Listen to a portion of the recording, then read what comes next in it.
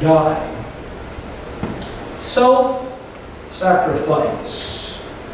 Seeking the glory of God. Doing the work God had called him to do already before he was born. The angel of God told his parents he will begin to deliver Israel from the Philistines. In the process of doing that work, he dies. And this is why, you see, he's called a hero of faith. He gave himself to death in the cause of God. Even then, his death is so different from the Islamic jihadists, the suicide bombers that you hear of today. They might look at Samson and they might take some courage and think that they're being somewhat like this man as they go blow themselves up to bits in the process of accomplishing some political statement or carrying out some religious mission. But the difference between a Samson and such as I just described is not only that Samson gave himself for the true God, whereas those others give themselves for the cause of an idol god and false religion, but that also in the death of Samson there is victory, as we'll see just presently, for the Israelites. Not a political statement only, but deliverance. Whereas in the death of so many who make news because they were suicide bombers, there is their death only, and maybe the death of a few others, but no real deliverance for their country. Because Samson's death was self-sacrifice in the cause of the covenant, it also is a picture of the death of Jesus Christ. Some men explain Christ's death differently also. He was a man dying for his principles. He is somewhat like that suicide bomber then. He chooses death simply because he does not want to change his own position. He is not going to cater to the whims and the wills of mere men. And if that causes his death, so be it. Some say that we should explain Christ's death that way.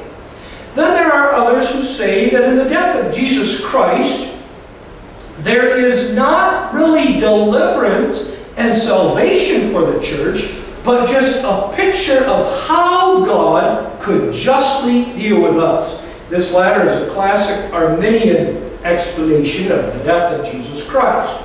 All men are going to be in heaven, or at least have a fair chance at being in heaven, they say. So if Christ died potentially to save all men, and yet it's man's free will that makes the final decision whether he'll be saved or not, what really was Jesus Christ doing in dying on the cross? And one answer is God was displaying what he had a right to do, but because he's a God of love and a God of mercy, he won't.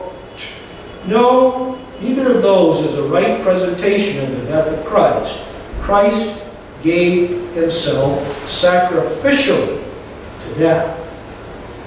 All of the pictures of Jesus Christ, especially that lamb in the Old Testament, the Passover lamb, and the bulls and the goats that were offered every day for sin, are a picture of a sacrifice.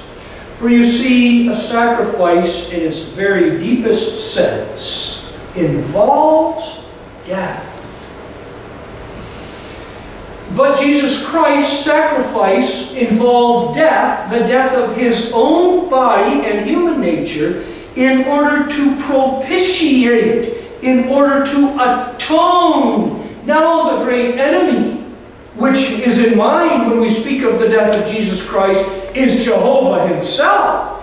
He has every right to be the enemy of his church. He has every right to be the enemy of his church because of our own sins. Samson setting an example for us as regards the sins that cleave unto us even after we're delivered in the power of God's grace. And yet Jesus Christ, in laying down his life, did more than die in the body. He bore the wrath of God, infinite wrath, against every sin of every child of God in every age and place, and thereby delivered us, earning God's favor. There would be no favor for you and for me if Christ hadn't died. Nor again was God obligated, or from his own viewpoint did he feel a necessity to bestow that favor. Wonder of wonders that he determined to, but what did it take? It took a man, the Son of God in the flesh, who said, I give my life for the sheep. I lay down my life for the friends, for his friends. That's sacrifice, beloved. And that's a voluntary, willing sacrifice. When you contemplate the death of Jesus Christ, contemplate the greatness of his love for you and God's love for you. But now there's instruction here for the children of God. We too must give our life, and even unto death, a sacrifice for Christ. Particularly, the Apostle Peter makes this application. This comes to men. That is, especially husbands. As Jesus Christ gave himself for his wife, so are we to give ourselves for our own. I'm taking a different application for a moment than the primary one. But there's a question that a man is to confront and that he must face. Will I give myself for my own dear wife? Will I give myself for my blood and flesh and children? Will I give of my time? Will I give myself of my energy? Too many are the husbands and fathers today who are off to work and to come home from work only to sit down in their lounge chair and suppose that they, having put in their hours of service, must now be served. But the Christian, godly husband and father is one who sacrifices for his family. Then, the Christian brother and sister in Christ is one always ready to sacrifice for fellow saints and for the church. And if that's what's required of fellow saints, each of us, then how much more of the office bearer of the church of Jesus Christ? Now, to sacrifice ourselves isn't easy. Not, I mean, for this cause. There are people who will work themselves to death. They will sacrifice themselves because it will give them earthly riches. There are people who will sacrifice themselves. They will go to work because it will be the means whereby they can enjoy earthly recreations and pleasures. You meet people like that all the time. They are ready to give of themselves, they think, very nobly, because of what earthly gain they will receive. But let us give ourselves unto God and for his cause. To do this voluntarily doesn't come easily because there's no personal glory in it. And proud man and proud woman is always looking for a way to find personal glory. There are some who don't give themselves as they ought for the good of the Church of Jesus Christ because things haven't gone their way in the past. They've been hurt somehow in the church or by fellow members. Their past labors have been unrecognized. And so they say, fine, we're going to let others do the work then. I'm going to be sure I go to church. I will continue to serve God, but I'll give him, as it were, the bare minimum of what he really needs. Think of what would be true of you and me today if that had been Jesus Christ's attitude. The Jews don't like me. They are not interested in the salvation that I come to bring, so I will do just the bare minimum. The Lord is not satisfied with bare minimums. We mustn't have the idea that it's up to us in our own power to do great things for God. I'm not trying tonight to promote an idea that each of us neglects the work we're called to do from Monday through Saturday because in some way we're going to be so filled with zeal and give all our energy to the church. Do remember that God calls us to self-sacrifice in the office or position he's given us. For Samson, that was judge. For some, it is to be a wife and a mother in the home. For some, it is to be a student in the university. For some, it is to carry out whatever earthly occupation it includes the carrying out of whatever earthly occupation God has given. But the question is, will we do all for God?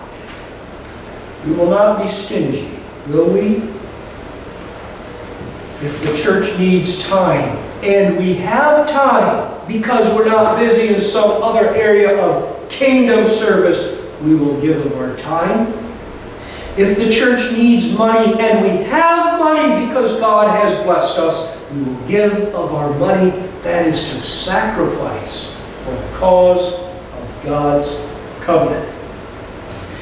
The church needs this kind of people. You are not yet an instituted church, but bear this in mind should you ever become a member of one elsewhere, or God in his providence form you into one. The church does not merely need members. 200 members sitting in a room as part of the Limerick Reformed Church, listening to a good sermon, who when it's done go their way and give nothing of their time and energy, are no blessing to the church. But 3 or 5 who are committed are a wonderful testimony of the grace of God. It's in the way of his self-sacrifice that Samson, and God through him, gives Israel the victory. That he was victorious is evident in several ways in our text. In the first place, we read in verse 29 toward the end, "So the dead which he slew at his death were more than they which he slew in his life." We have no absolute way of knowing how many people Samson killed while he was alive, but the number is at least in the area of 3,000 if you read the previous 3 chapters and add them up. So Samson kills here hundreds, if not thousands, of people. That's victory. One man, one warrior in a war in Iraq, Afghanistan, wherever there are wars being fought today, who single-handedly destroys a small village, has achieved victory. In the second place, the text indicates that Samson obtained a great victory when it indicates in verse 30 that the house fell upon the lords and upon all the people that were therein. In other words, here gathered to make sport are not only the general population of the Philistines, but the high-ranking officials of the land.